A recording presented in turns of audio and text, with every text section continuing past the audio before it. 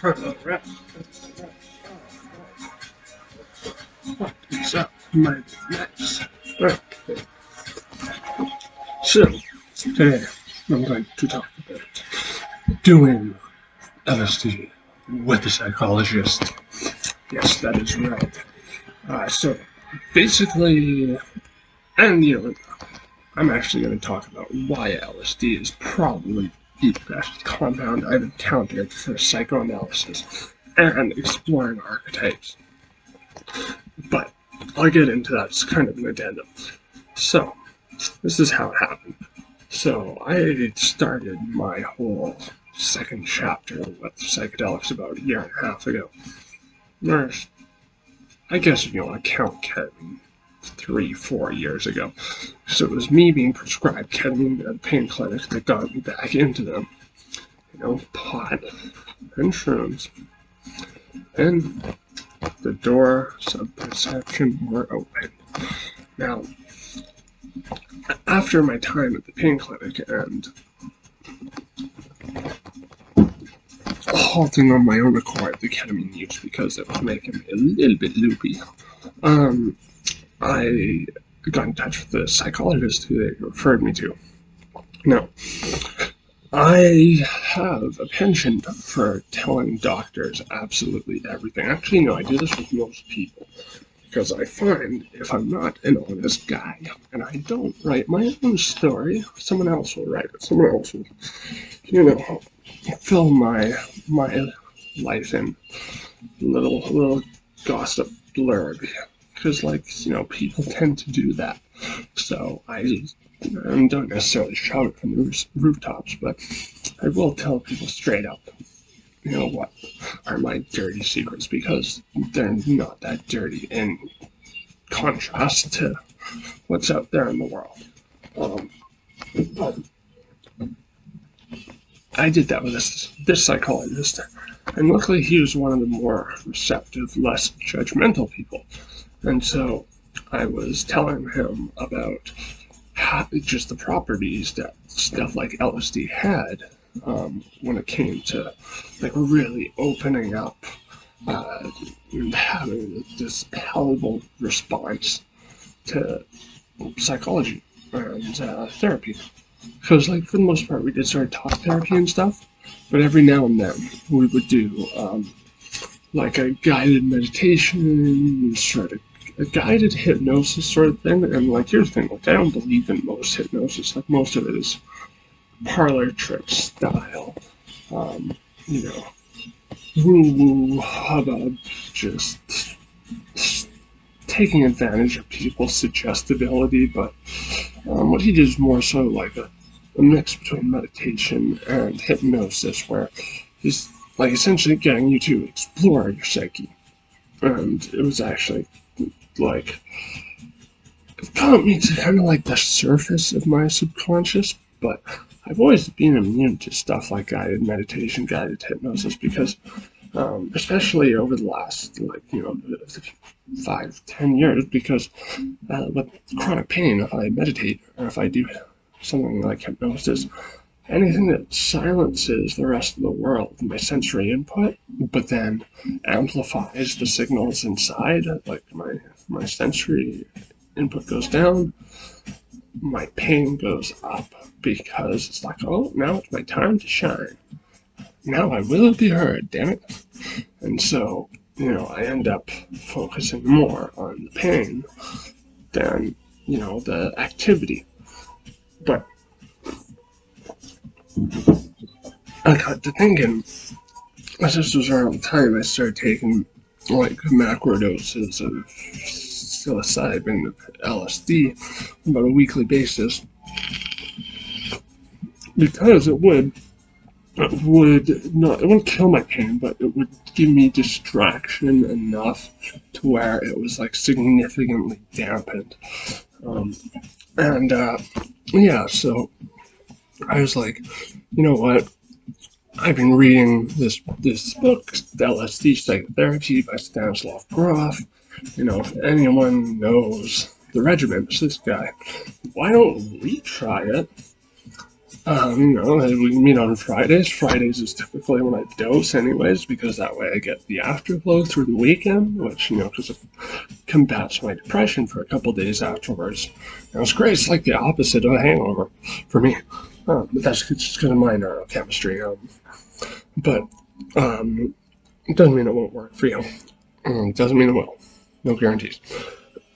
But yeah, so I was like, you know what, let's just loosely use this as a template. And you can try all those things that you've wanted to try that just necessarily, it didn't seem necessarily like they were working before.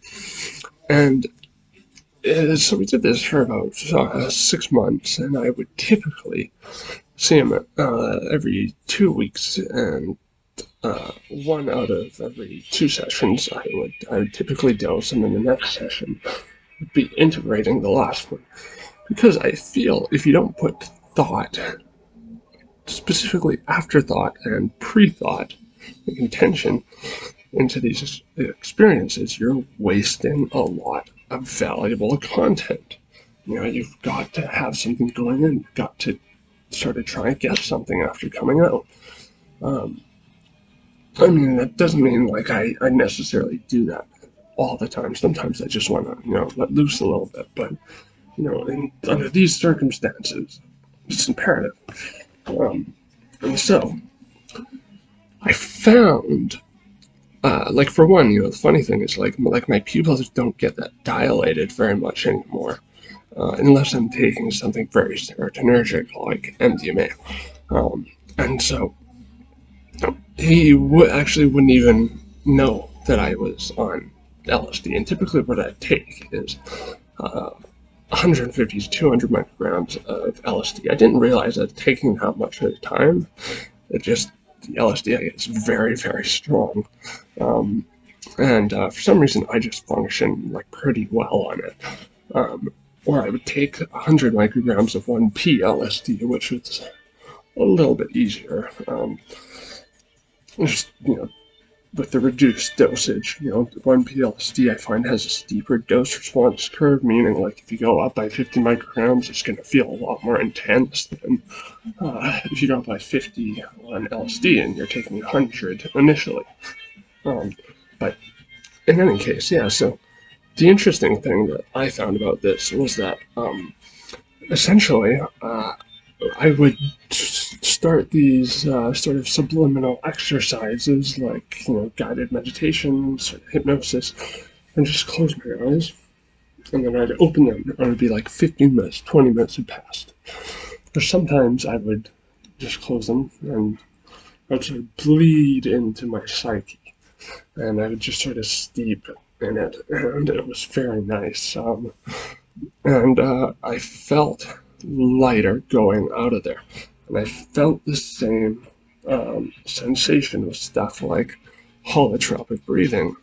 But holotropic breathing makes me feel like I got the shit kicked out of me by the time I'm done, because it's a very exhausting exercise. I found with this, I was doing it much more effectively. And he actually said to me, I think you function better on LSD than what you do when you're sober. I don't know what that says about me, if it's necessarily a compliment at the end of the day, but hey, I took this one. But I haven't done it in a little while because I am personally taking a break from LSD. Because, here's the thing, I'm getting old. LSD is a good 12-hour trip, You're signing up for a long ride, and it's kind of hard on the body, I find. And also just with its mechanisms of action, how it works on the brain, and that, it basically gets your brain in this jumbled up state, and then it leaves your body, and your brain is just in that state for a while. My reasoning is that people are more liable to get HPPD from LSD because of that. Just their brain doesn't manage to get out of that state on its own accord. So I just decided to take a break. The last time I did it was probably one of the most profound ideological shifts I've ever had. But in its place, I've been doing 2CB, which I personally love. I can't express how much I just respect and enjoy 2CB. It is just a very fine compound, as long as you're getting pure shit, which I am. I've done not so pure shit and it sucked, but otherwise it's the Rolls Royce of psychedelics, and I am going to do it next time I have a psychology session. And yeah, we'll see what happens. I mean, 2CB doesn't have that intense introspective mindset that LSD does, but I don't think it would be that much different, honestly. Um, but like, why I think LSD is so good for stuff like this is that basically the effect that I see it having on the mind is that uh, you basically you're removed slightly from this human tendency to think like in essentially a conceptual way. And what I mean by that is like, you're walking down the street and you're thinking, oh, stop sign, car's not going. Um, I can walk here, pedestrian right of way. Like you are thinking in these, for me it's images because I'm a visual learner. For others it might just be words. For some it might be both. With LSD, you're able to, or I find, like, if I'm on, like, at least, like, a functional dose anyways, I'm able to sort of remove myself from that. And I'm able to still do it kind of reflexively, but I can sort of sit back and look at how my brain is linking together these picture equations to come up with conclusions that lead to actions. I find that fascinating. It's very much like, through the looking glass kind of thing. You're getting this, I think, more abstract lens on reality. Um, and it doesn't have, I find, like the interconnectedness sort of feeling of stuff like psilocybin, this sense of being with something great and ancient and loving. Um, but at the same time, it just feels like it's something that like it's almost like made for me. Like I just work really well with it. But it also, I find, allows me to explore archetypes because of that property I had just described. Because what are archetypes essentially? They are like these concepts in our mind of various like traits, and we personify them into like a portrait. It's essentially like a person or a figure, and it's supposed to represent these various facets of ourselves or the world around us, and they're facets that typically repeat. Like there's the anima and the animus, or female side of a man, male side of a woman, sort of thing. Um, and I find like, yeah, I've seen like archetypes for nature. Like I've definitely seen feminine archetypes for myself. Um, I've seen archetypes for like this bloated sense of masculinity. I've seen archetypes for royalty, um, and I don't find you really get that with much else. I mean, 2CB is very similar, I find, in that regard. Doesn't have that same sense of connection necessarily, unless you do like a high dose. I've done high doses of 2CB. Um, I actually very much enjoy high doses of 2CB, but yeah, I personally think that LSD was used for a reason by I think it was psychologists back in the day and psychiatrists. I think in the '60s, psychiatry meant something very different back then than what it means today. Um, and I mean, I also at the same time, I have to put this caveat out there that this is not something everyone should do, because not, I mean, for one, the big risk with psychedelics is people who have an underlying mental condition, and they could essentially wake that up. I mean, yes, that person is probably going to experience an awakening from stress or some other uh, external cause at some point in their lives, but psychedelics can wake them up early. That's why you should have a good idea of your uh, hereditary history of mental illness, because that's kind of how you can suss out whether you're at risk for stuff like that. That's what I did when I was like a kid before I took acid. And if I was to go insane with psychedelics, I think I would have by now. Some might argue that I am, but I think I'm a pretty grounded guy. I don't necessarily have delusions. I've never had psychosis except for from when I was a drug addict and shooting speedballs, but that was stimulant psychosis. Yeah, I'm a pretty functional guy considering I live with a lot of very stressful elements. You're more than welcome to argue the opposing point there, but yeah, I want to share this because as I said, I'm starting psychology again. I'm actually going to be starting my own associate's degree this summer.